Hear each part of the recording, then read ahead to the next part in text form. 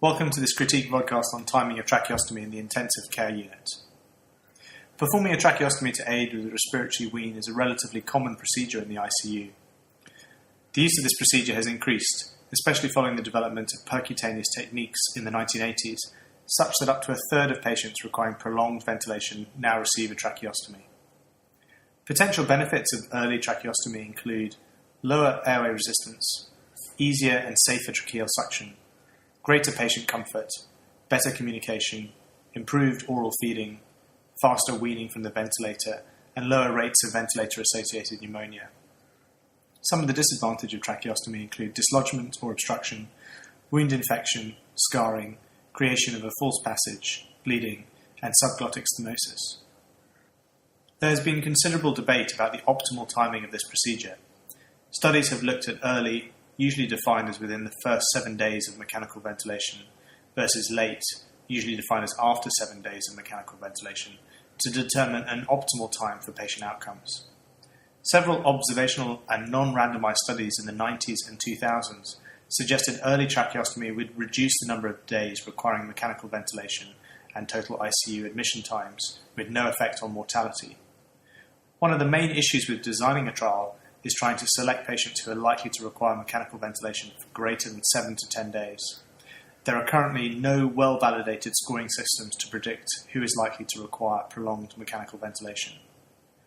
A Cochrane review of the Register of Controlled Trials published in 2010 identified 4 studies for assessment that were satisfactorily randomized or quasi-randomized. It should be noted that 74 studies were excluded on the basis of design. Of the data included, they defined early as up to day 10 of mechanical ventilation and late as post day 10. A total of 673 patients were included. There was no mortality benefit between groups. One study, however, involving 120 patients, showed a statistically significant reduction in days of mechanical ventilatory support of minus 9.8 days. However, this was not seen in the other studies. Young et al. Did a literature review in 2005 which suggested an average of 8.5 days reduction in ICU stay and a similar reduction in total days of mechanical ventilation.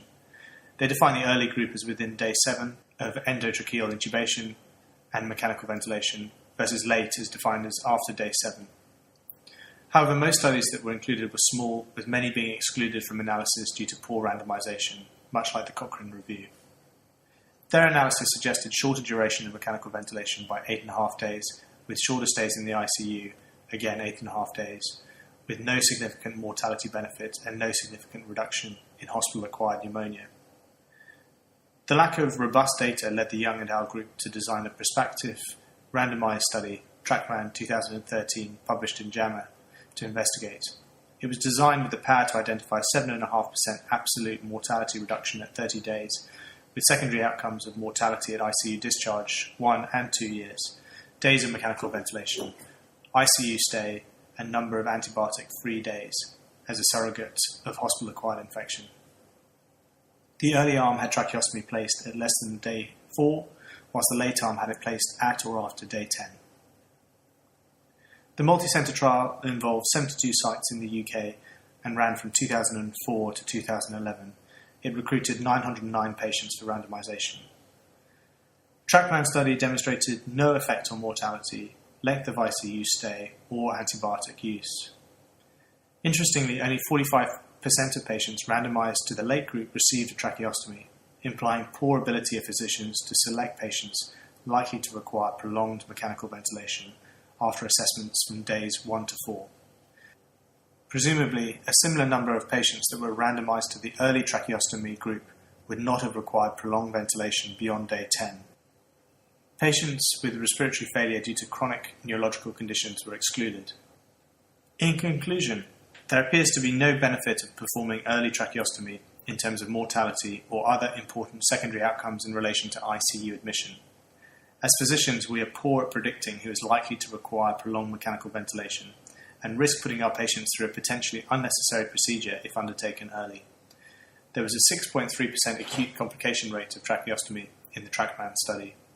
Therefore, it appears safe and appropriate to wait until at least day 10 before performing tracheostomy, with the caveat that patients with a very high likelihood of prolonged mechanical ventilation, for example Guillain-Barré, should receive tracheostomy early.